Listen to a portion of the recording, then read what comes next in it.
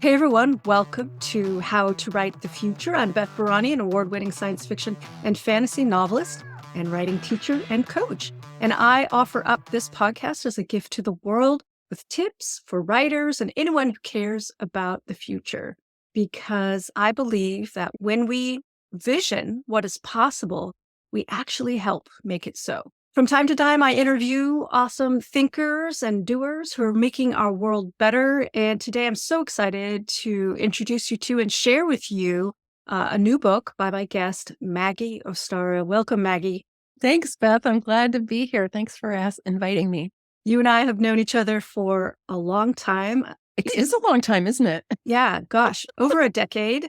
Maggie and I met each other in the local San Francisco Bay Area in the women's networking circuit. That was so cool. And I'm really excited to share with you all about Maggie and her new book. So, Maggie, I'm going to read your wonderful bio to everyone so they can get to know you. Here it is. Maggie Ostara, PhD, left her prestigious job as the director of women's and gender studies at Columbia University when she realized she's not meant to work for anyone else. She's the author of the international Amazon bestseller, Feminine Sovereignty, 8 Pillars for Regenerating Ourselves and Our World, out in 2023. In 2024, she'll be offering the Feminine Sovereignty Explorers Club and the Feminine Sovereignty Leadership Incubator based in the principles of the 8 Pillars.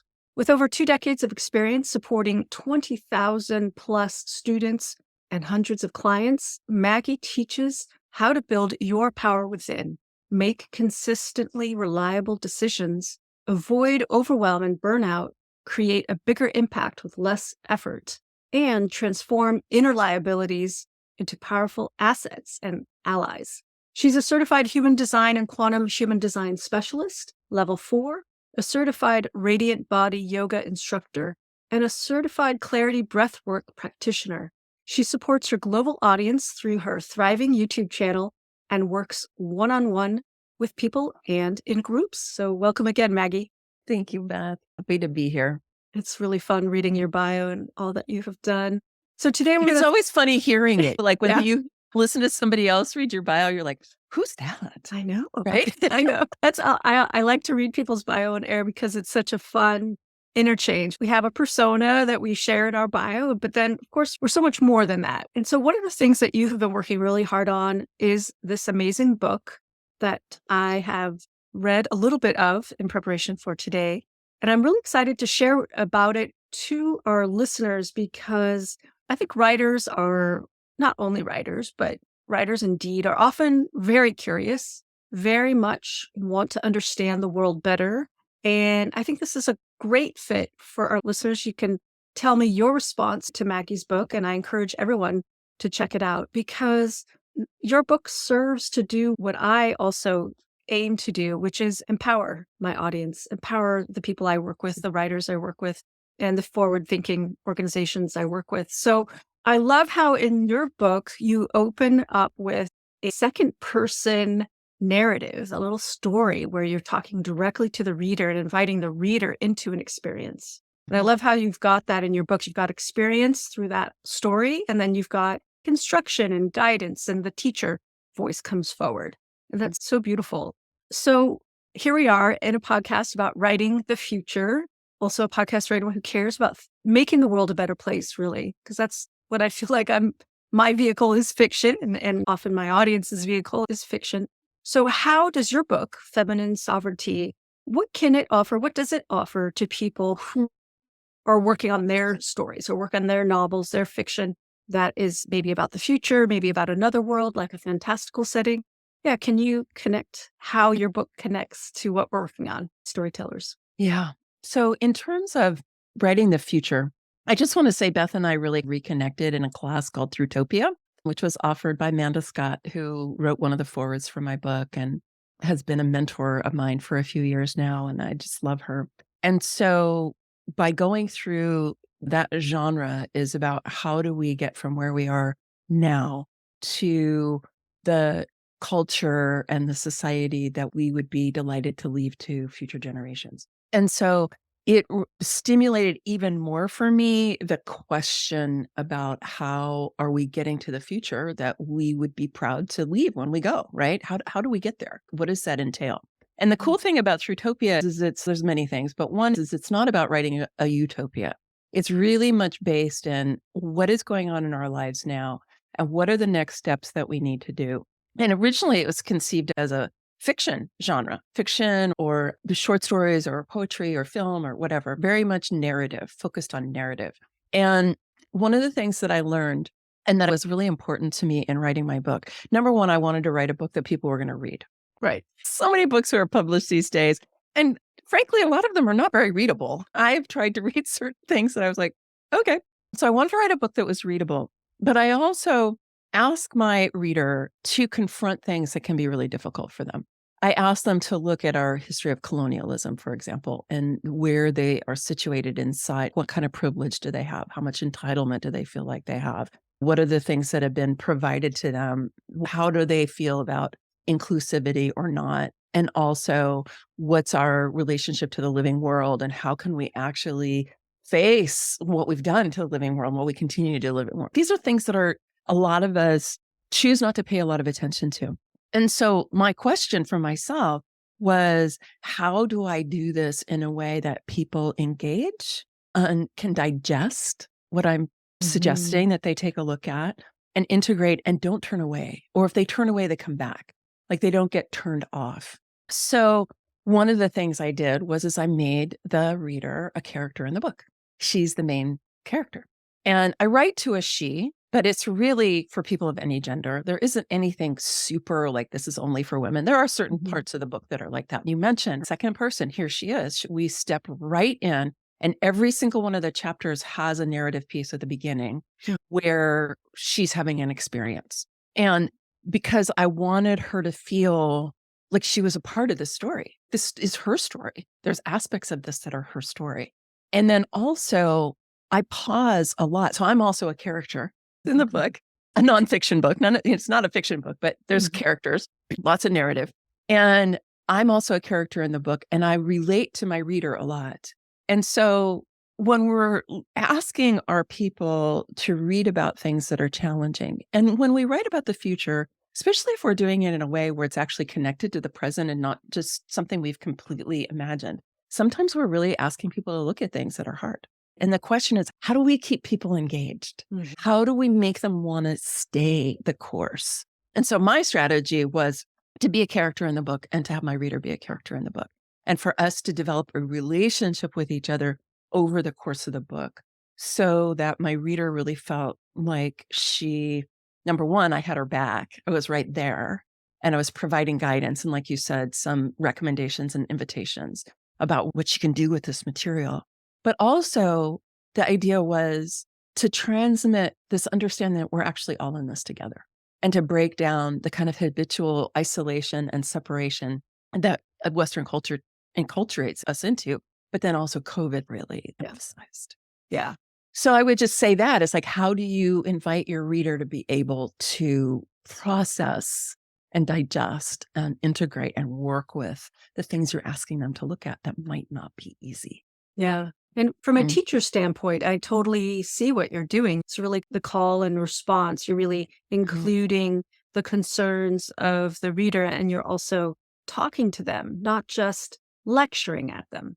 There's a sense of invitation, and also it's a different way of writing content. A lot of people might write content and you feel like they're standing up, giving you a very entertaining, interesting, in-depth lecture, but that's something different that you're doing in this book.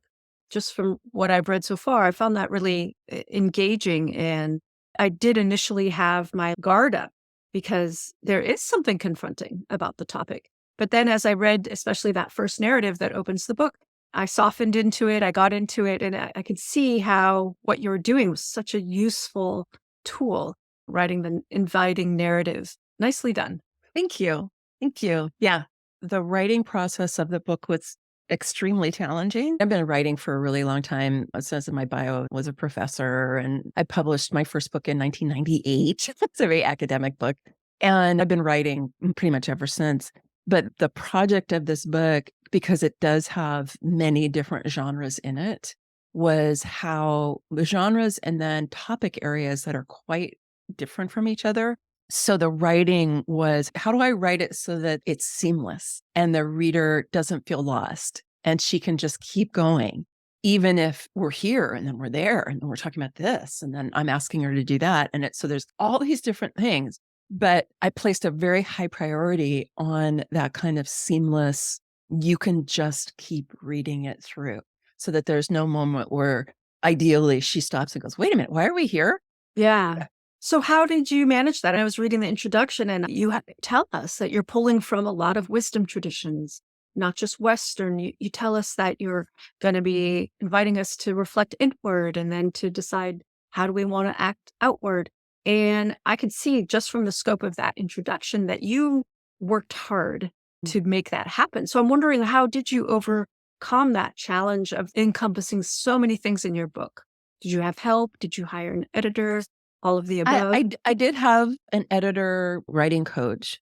The main thing that she did for me that I think really improved the book was there was a point at which, because I'm actually a really good editor. I've been writing a long time. I've edited a lot of things, and I'm actually a really good editor. And she was like, dang, you're really good at editing. I'm like, I am.